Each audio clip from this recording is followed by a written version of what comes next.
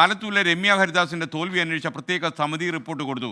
റിപ്പോർട്ടിൽ പ്രധാന നേതാക്കൾക്കെതിരെ ആരോപണങ്ങളുണ്ട്. പക്ഷേ ഈ ആരോപണങ്ങളൊന്നും ഇപ്പോൾ പുറത്തു കൊണ്ടുവന്ന് അതിന് നടപടികൾ എടുക്കാൻ ആലോചിക്കുന്നില്ല. കാരണം അവിടെ ഉപതെരഞ്ഞെടുപ്പ് നടക്കാൻ സാധ്യതയുണ്ട്. കെ സി ജോസഫ് അധ്യക്ഷനായ സമിതിയാണ് അന്വേഷിച്ചത്. നിഖിൽ പ്രമേഷ് പാലക്കാട് നിന്ന് ടെലിഫോണിൽ ചേരുന്നു. നിഖിൽ, ഗുഡ് മോർണിംഗ്, പറയൂ.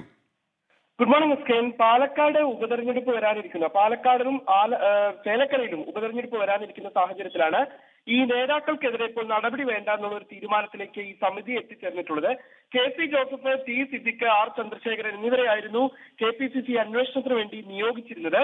ഇതിൽ സ്ഥാനാർത്ഥിയുടെ ഭാഗത്ത് വീഴ്ചയുണ്ടായി, അതോടൊപ്പം തന്നെ ചില നേതാക്കളുടെ ഭാഗത്ത് വീഴ്ചയുണ്ടായി തുടങ്ങിയ കാര്യങ്ങളൊക്കെ ഈ അന്വേഷണ റിപ്പോർട്ടിലുണ്ട്. പക്ഷേ ഈ റിപ്പോർട്ടിന്മേൽ ഇപ്പോൾ കടുത്ത നടപടി സ്വീകരിക്കേണ്ട എന്നുള്ള ഒരു തീരുമാനത്തിലേക്ക് തന്നെയാണ് KPCC എത്തിച്ചേരാൻ സാധ്യത എന്നുള്ളതാണ് നമുക്ക് മനസ്സിലാക്കാൻ കഴിയുന്നത്. കെ സുധാകരനാണ് ഇതുമായി ബന്ധപ്പെട്ട റിപ്പോർട്ട് കഴിഞ്ഞ ദിവസം സമർപ്പിച്ചിട്ടുള്ളത്.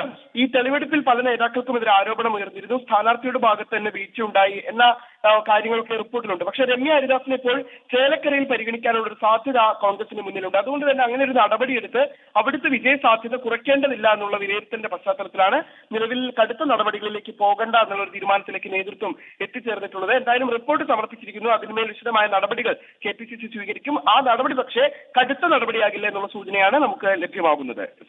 നീൽ പ്രമേഷാണ് ടെലിഫോണിൽ ചേർന്നത്. ബീന ജയ് ഒരു യൂട്യൂബ് സന്ദേശം അയച്ചിരിക്കുന്നു. ഇന്നലെ രാത്രി 9:30 എത്തേണ്ട ട്രെയിൻ ഇന്ന് രാവിലെ 8:30 മണിക്ക് എത്തി. ഉത്തർപ്രദേശിൽ നല്ല മഴയാണ്, അതിൻ്റെ പ്രശ്നങ്ങളുണ്ടെന്നാണ് പറയുന്നത്. എന്തായാലും ഇത്രയും മണിക്കൂർ എടുത്താലും എത്തിയല്ലോ.